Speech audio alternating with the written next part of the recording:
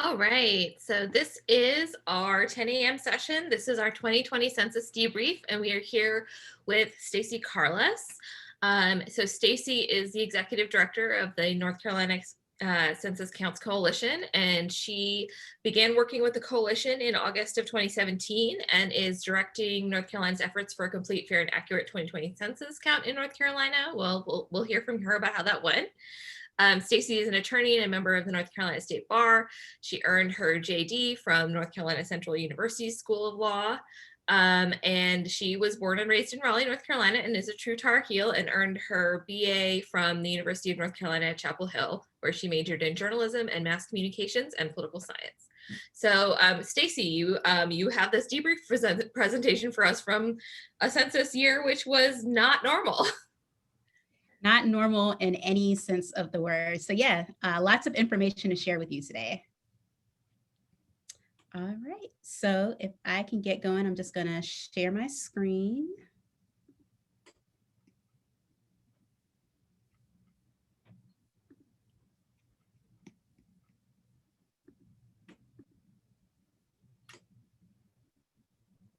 All right, it looks like we are good to go. Awesome. So good morning, everyone. Again, thanks so much, Leica, for having me and for putting on this great summit today about Fair Fight, which is the next big thing for North Carolina as we continue to fight for our democracy. So it's a pleasure to be here to speak with you all. And I'm really just going to provide an overview of the 2020 census. And hopefully this will be helpful in answering all your questions as we get ready for census data to be released from the U.S. Census Bureau in the coming months for redistricting. So just to give you an overview in regards to my presentation, just in case anyone here is new to census, I'll give a very brief Census 101 as to why it's important and why we care about it. And then I'll talk about our 2020 census response rates in North Carolina. Then we're going to talk about some of the challenges to the 2020 census that impacted our response rates. And then we're going to go into the current state of the 2020 census leading into redistricting.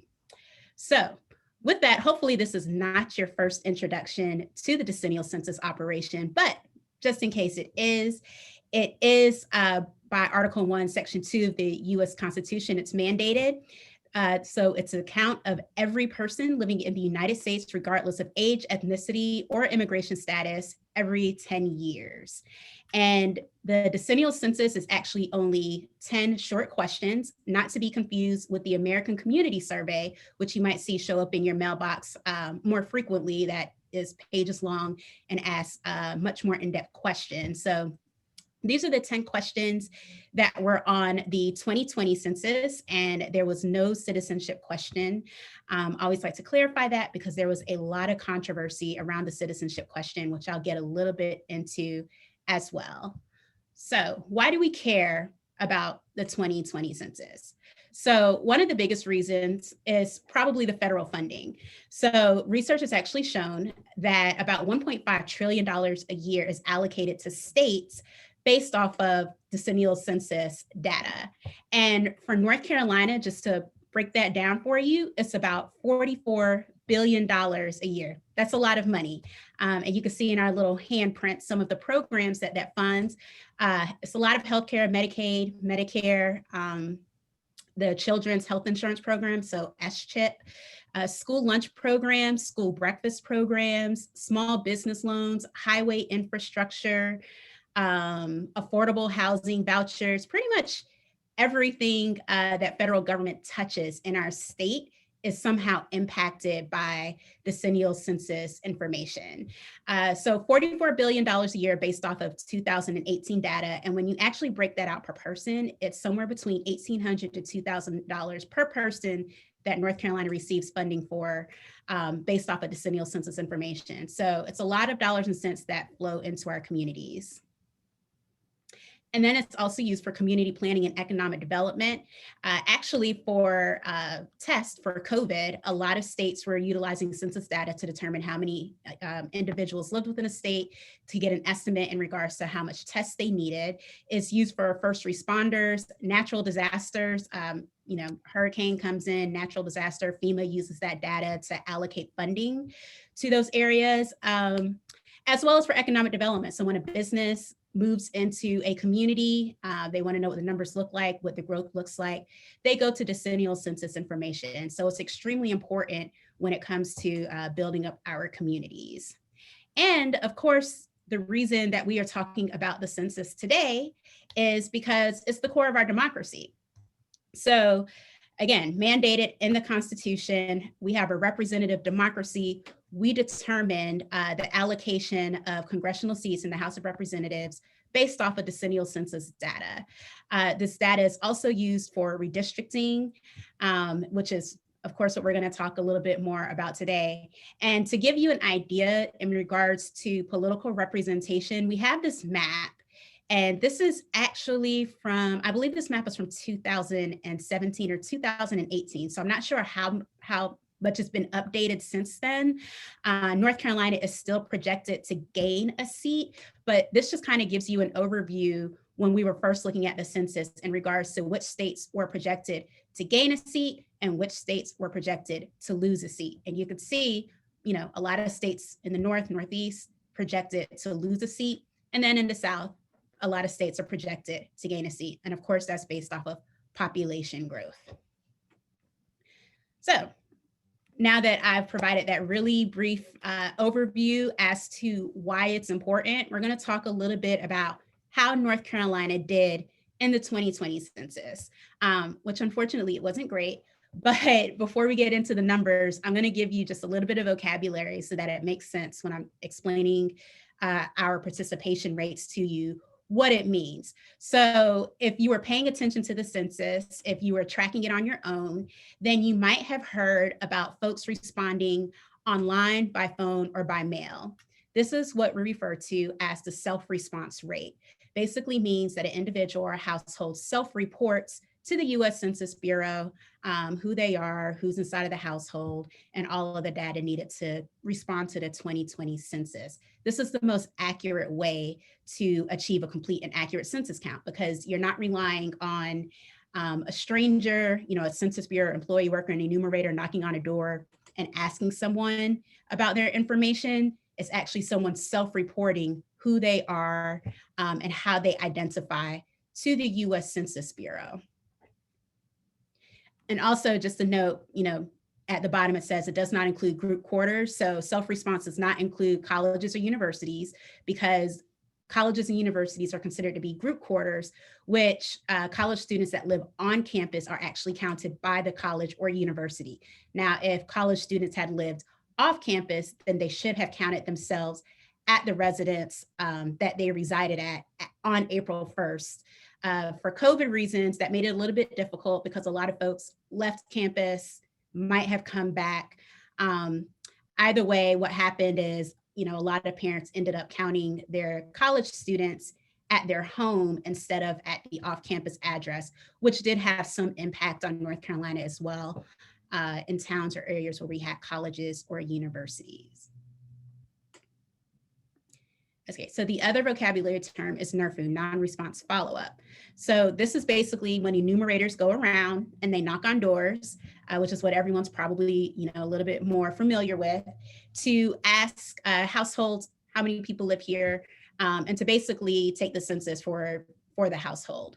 Non-response follow-up can be completed in several ways. So it doesn't necessarily mean that the data received during non-response follow-up was actually by an enumerator speaking to someone within the home. It just means that an enumerator went to an address, they probably knocked on the door, and if they did not receive a response, they could have resolved that household in several different ways. One way could be they could have asked a neighbor, hey, nobody's home, I knocked on the door. Do you know who lives there? Do you know how many children they have? Do you know their race and ethnicity? How do they identify? Or it could be that they use an administrative record. So non-response follow-up, it's great because that is the time period of which most communities of color are actually counted in the census. If enumerators have the appropriate amount of time to make the appropriate number of knocks on doors to actually get someone. But when you have a rush census like we had this year, what happens is they might only knock on the door one time versus, they're supposed to knock on the door at least 3 times. And after they knock on the door once, they don't get a response, they might go to other means of actually counting that household, which leaves a lot of room for error.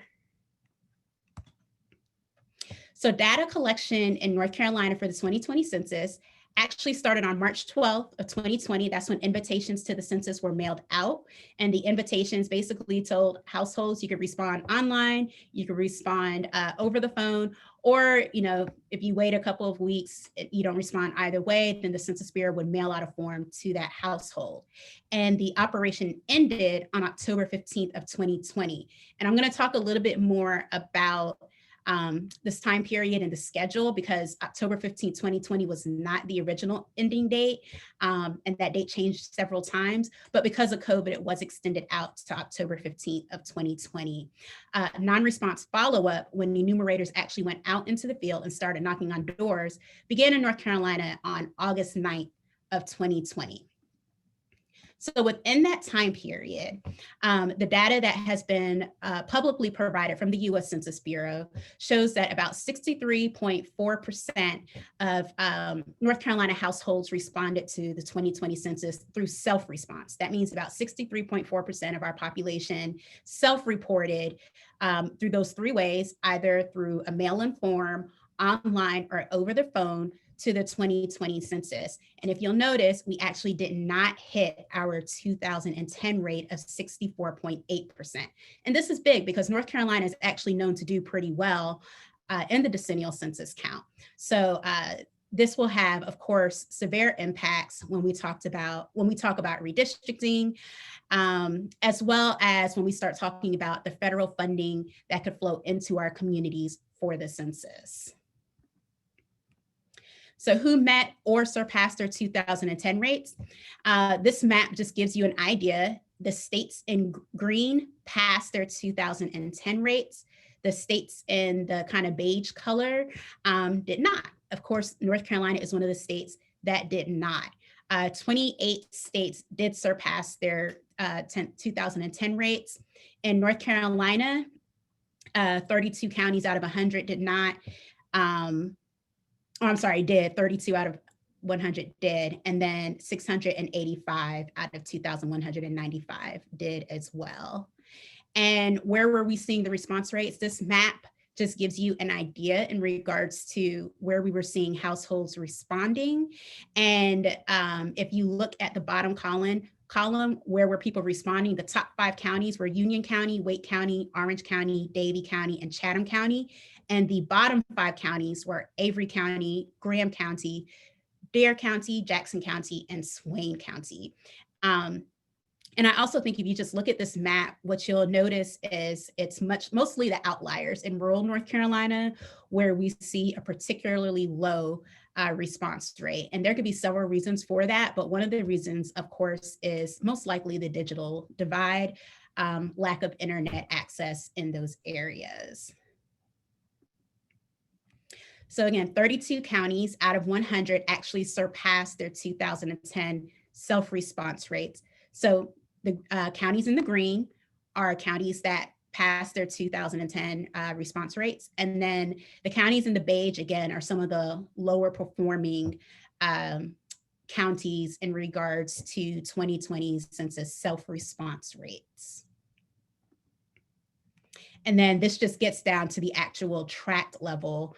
Again, tracts in green surpassed the 2010, and then it gets worse all the way to the red level where it was more than 10 points below the 2010 2010 census response rates.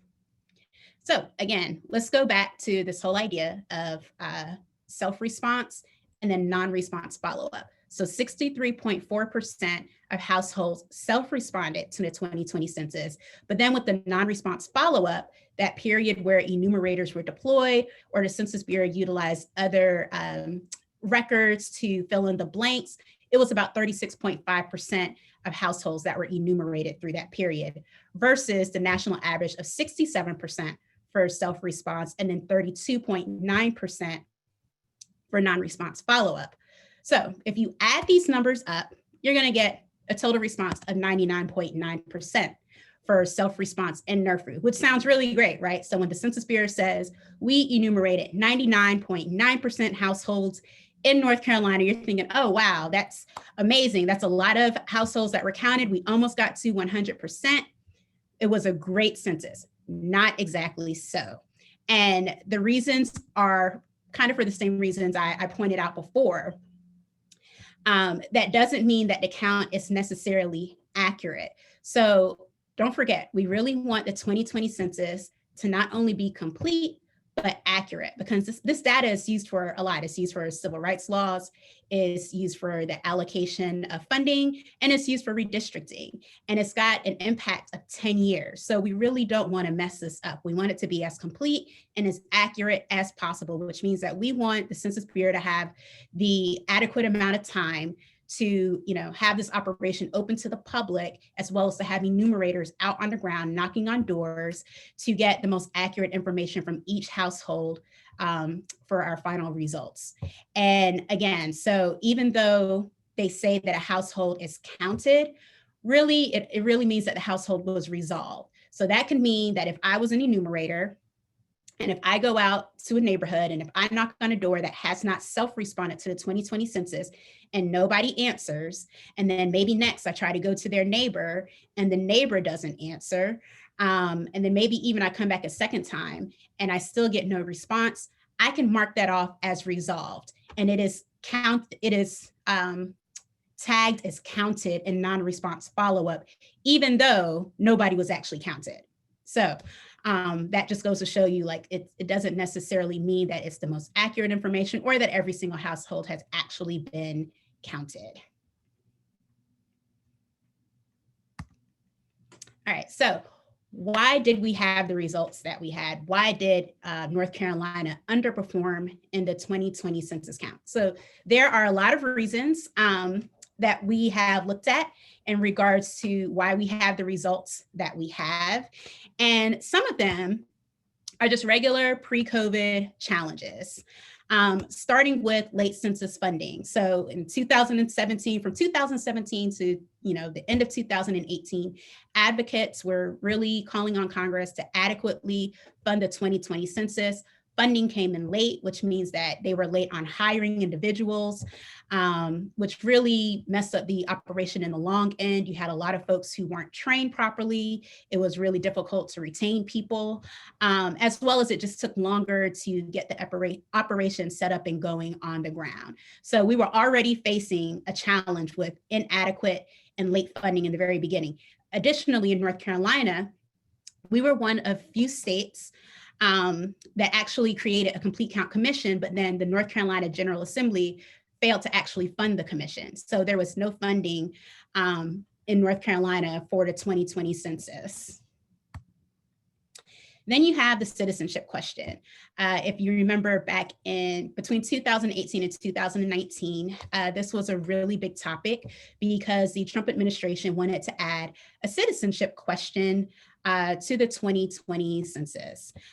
This did make it all the way up to the Supreme Court because, of course, as you all know, the census is for everyone, regardless of race, age, ethnicity, or citizenship status. It states it plainly in the Constitution that it is to be a count of every person.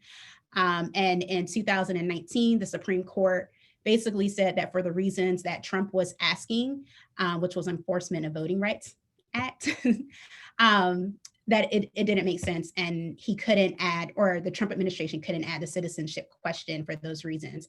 I also just want to point out that if you did have a chance to hear, I don't know if Common Cause was presented yet, but the Hoffler files, which were found.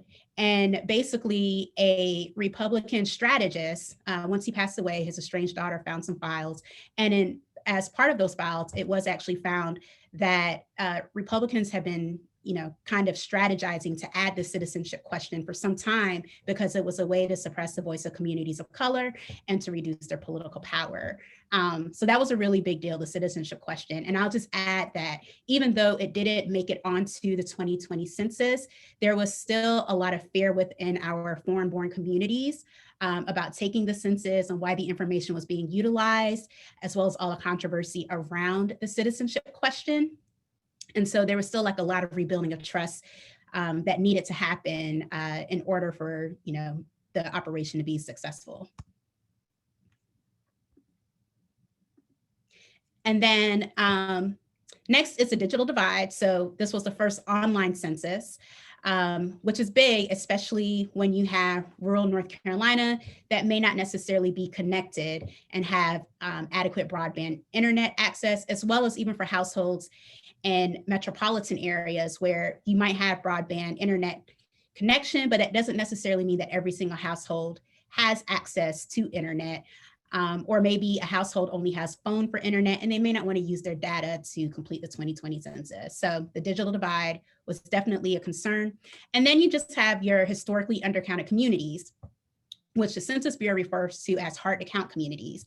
And these communities historically have been undercounted for multiple reasons. Usually it's distrust of government, as well as a misunderstanding as to who takes the census or why it's important. And this actually tends to be young children, the largest undercount, children under 6, Black African-American community, the Latinx community, Native American community, foreign-born communities, as well as renters who move around a lot and might just miss the census form.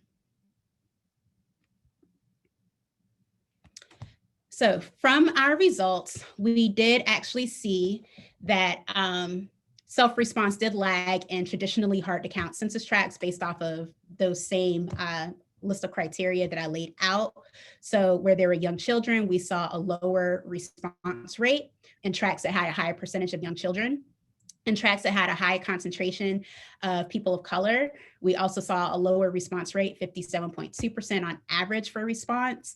And then on tracts with lowest internet access, we saw lower response rates with an average of 54.8% of households in those tracts responding to the 2020 census. So basically what we conclude from this data is that there needed to be more time for non-response follow-up, for door knocking, to go out to these households and to make sure that people were actually counted in the 2020 census. All right, and then of course we have the impact of COVID-19. So with COVID-19, the first impact, of course, was just the change in the timeline of the operation. So again, the census actually started March 12th between March 12th and March 20th of 2020 is when the invitations were mailed and people could begin to self-respond. And then that very same week, North Carolina went to a stay-at-home order, I believe. And on March 28th, the U.S. Census Bureau actually suspended all field operations due to COVID-19. April 1st was Census Day, but that's a reference date only. So, households count or individuals count themselves where they lived on April 1st or where they were residing on April 1st, 2020. And then with COVID and the changing of field operations, on April 13th, the Census Bureau released a COVID-19 plan in which they requested an extension of deadlines. So for data collection, the end was supposed to be July 31st of 2020. And so they requested to have it extended out to October 31st of 2020. And then the apportionment counts are actually due to the president, or were due to the president on December 31st. They asked that it be extended out to April 30th, 2021. And the redistricting data files to the states were supposed to be due on March 31st of 2021. And they asked that it be extended out to July 31st of 2021. And again, this is because of COVID, right? So they can't have this robust field operation. Everyone's still kind of trying to figure out how to conduct the decennial census in a pandemic environment. And so they really needed this additional time. And when they announced this, President Trump actually said, hey, definitely, I'm surprised you're not asking for more time.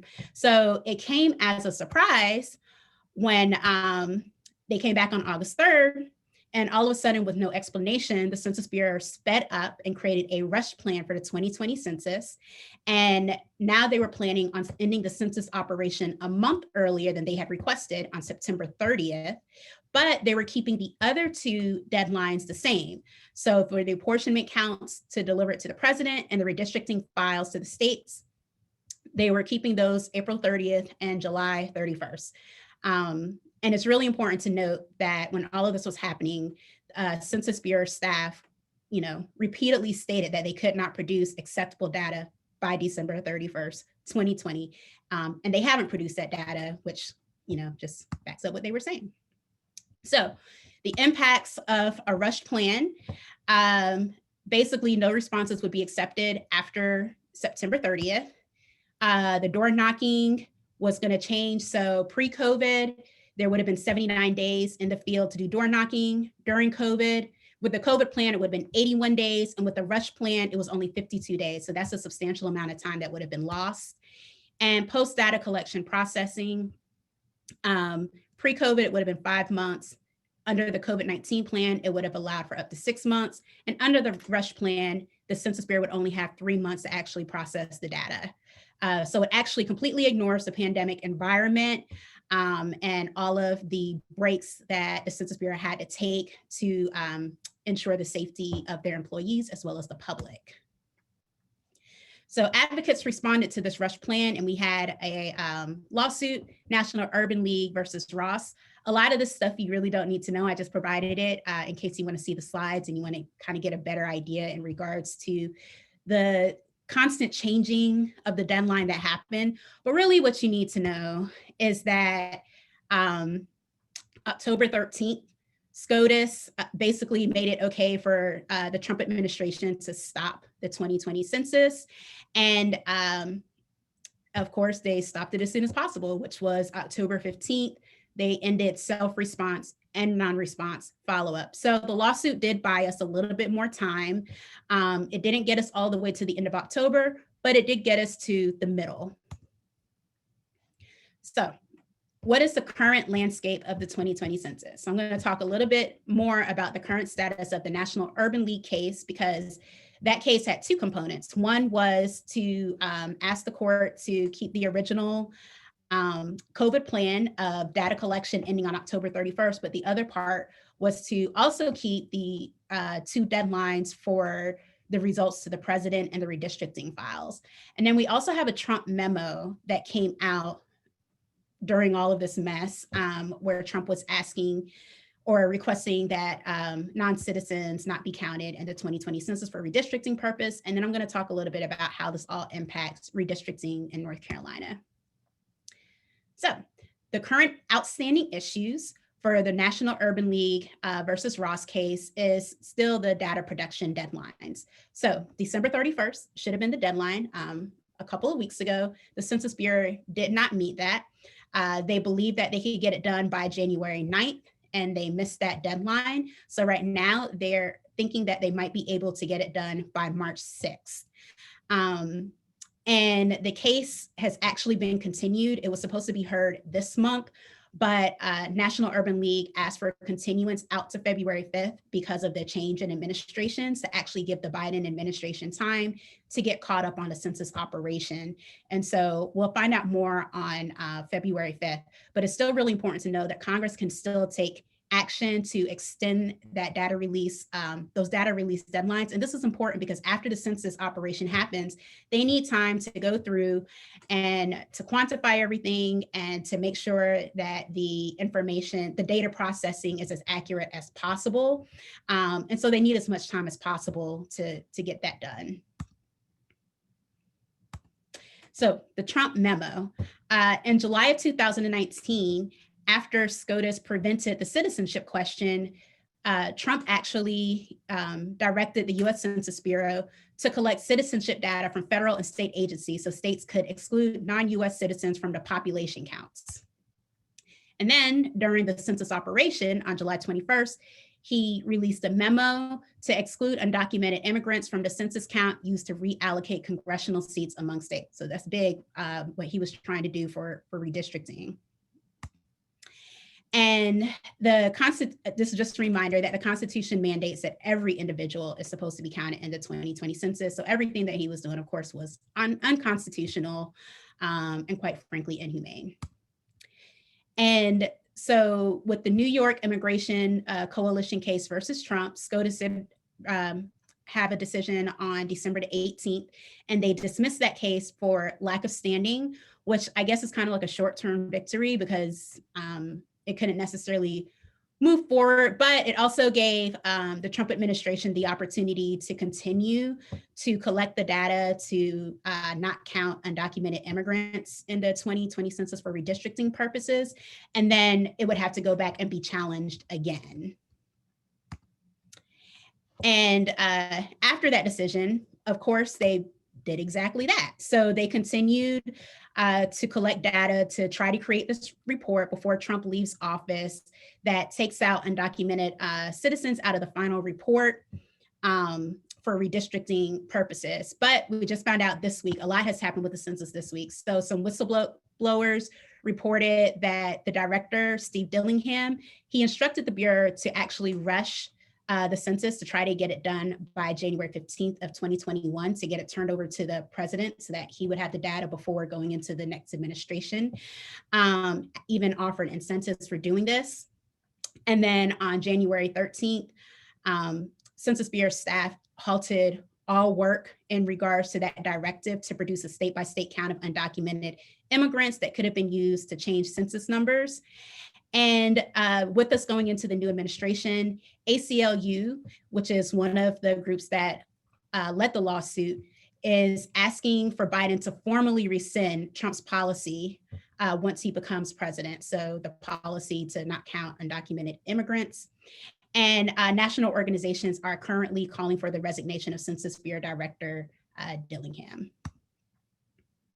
So the current landscape for redistricting in North Carolina. In North Carolina, deadlines are actually tied to the receipt of census data. This is different in a lot of states. So North Carolina actually doesn't have a hard deadline in regards to redistricting. The process starts once they actually receive the redistricting files. And I just put up there part of the North Carolina Constitution that sets that out. We don't know when we're going to get the results. Right now it's tentative for March 6th. But there's been anomalies and a lot of concerns in regards to the accuracy of the information.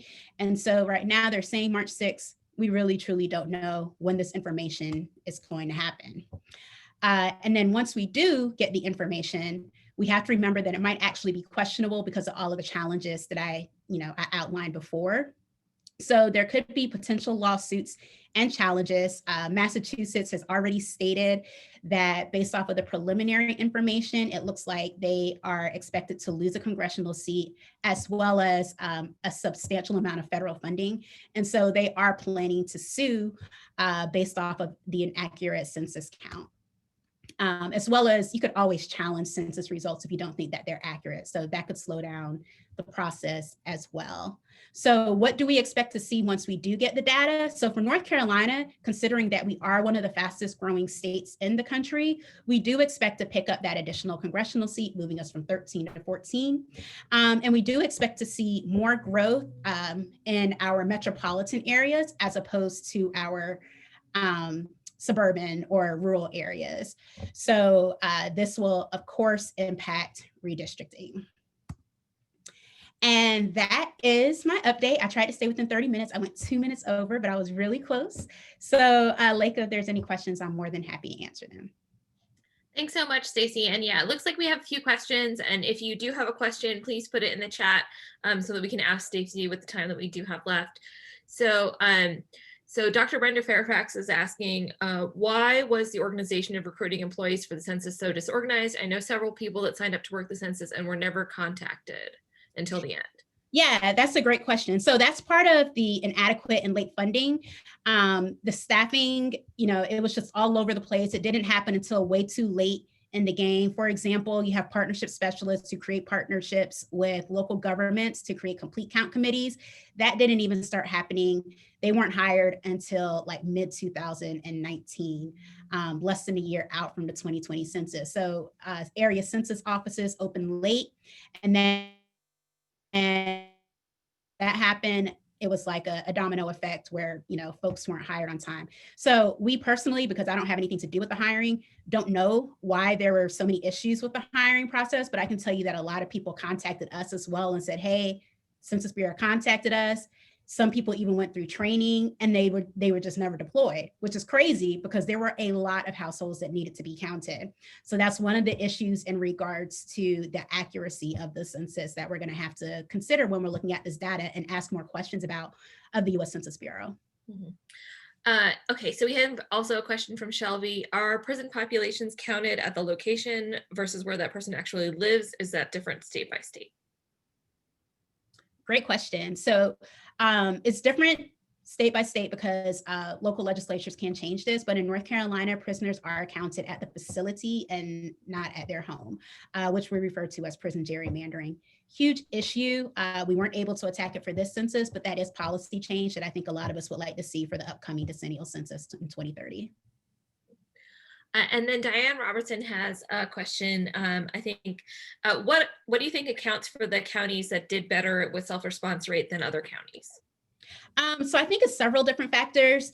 For Wake County, I think that there was a little bit more funding for organizations on the ground to do some of the work, as well as just the demographics, right? So, you have folks who might have higher education levels, and then access to internet was really big. So I think in the metropolitan areas, you'll see that.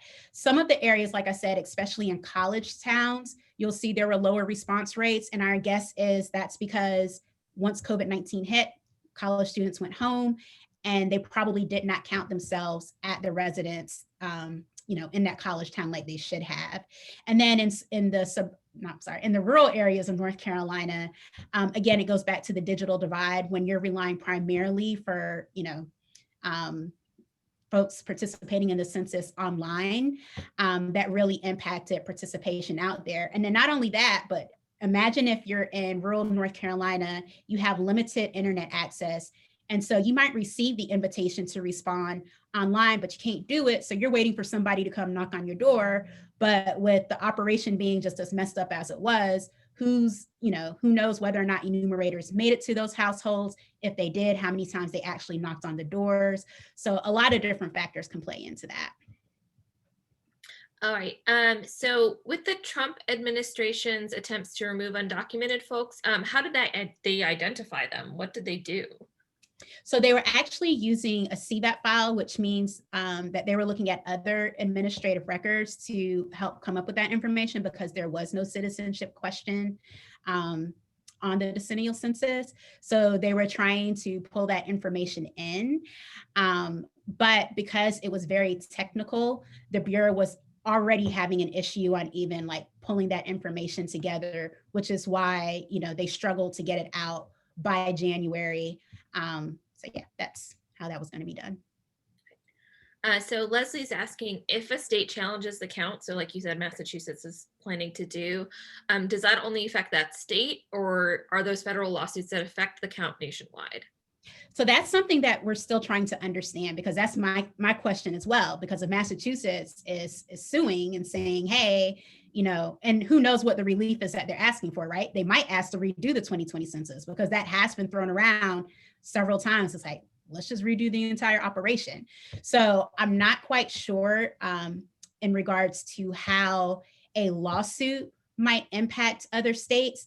But if it is like a county within North Carolina challenging the count, then it won't impact other states or even the state of North Carolina. It would only impact that county in which they would pay to basically redo that operation for that county. So there's two different things we have here. We have lawsuits, which, like Massachusetts is looking at, but we also have just the regular process of challenging a count when there is an undercount.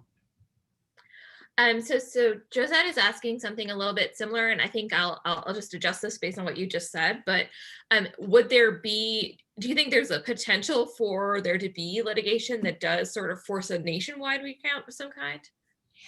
I think it's definite. I wouldn't take it off the table because of the changed deadlines and all the discrepancies that we saw throughout the entire process. And this goes way past just even the hiring process. Like, I'll give you an example. A group of our folks were out canvassing a neighborhood and they saw an enumerator, and the enumerator was not knocking on doors and she was not trying to get anyone. She was just sticking the form underneath the mat and then going from door to door. So she wasn't even trying to count these households. So I wouldn't throw anything out the window because it has such a substantial impact on our states for 10 years. I think that, for example, North Carolina would want to do everything possible to, try to reconcile this data and get the numbers as accurate as possible. So if that means a lawsuit, then I wouldn't take it off the table that a lawsuit would be done and they might ask to redo the 2020 census operation.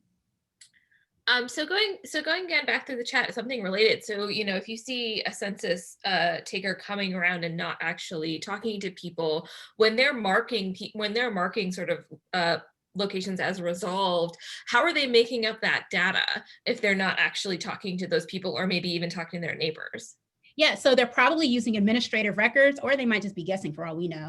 But either way, it's a bad situation, right? Because, for example, like, they could mark my household as resolved, and maybe they're using old information of somebody who lived there before me to fill in the blank. So we might have issues with race and ethnicity. We might have issues with number of children. Somebody might have had a baby on April 1st, like, we don't know. And so it's really concerning because, one, we don't know what the administrative records are that are being utilized. And, two, it really messes up with the accuracy. Mm-hmm.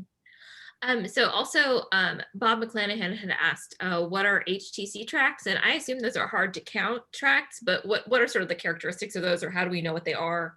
Yeah, so HTC are hard to count tracks, which are basically tracks that have the characteristics of hard to count communities, which we refer to as historically undercounted communities. So those tracks probably have a high concentration of people of color, or it has a digital divide. So there may not be broadband internet access, or in North Carolina, it could be a tract that's located in a college town or university. All right. And then Harry Taylor mentioned that redistricting has to be completed in time for candidate filing. So we do, just to take this upon myself, because I know that this is something that I'm thinking about a lot. So North Carolina doesn't have a lot of sort of deadlines. The main deadline is that the state legislative maps have to be finished at the end of session. And as we know, our legislative sessions can kind of go for as long as they want them to go. But we do sort of have an upper limit in the sense that we have a candidate filing deadline. The state board of elections needs the information up for the map so that they can accept candidate filing. So that is sort of not maybe a constitutional mandate, but sort of like a practical mandate. But I will say that courts have moved that date in the past, and they can move that date in the future. So again, that could theoretically be a little bit flexible.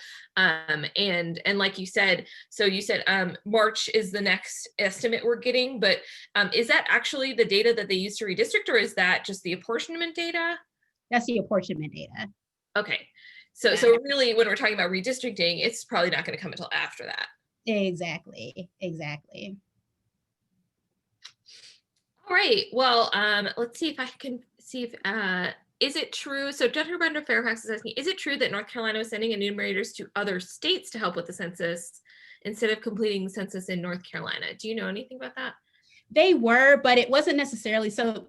It was like they were sending enumerators to other states to help, but then other states were also sending enumerators to North Carolina to actually help. So it was kind of weird the way that they did it, but it wasn't like they were just like taking enumerators out of North Carolina and leaving us without enumerators. And I also just wanted to add, because I see Gary's comment, and we are completely thankful for all the work that all of the enumerators did. And one bad enumerator doesn't mean that like enumerators weren't doing their job, but there is some concern that there were some folks that weren't out in the field doing what they need to do. But we're super thankful because it was a very difficult situation, especially amidst a pandemic, to go out and knock on doors and to engage with the public. So thank you to all of the enumerators who took on that duty and responsibility.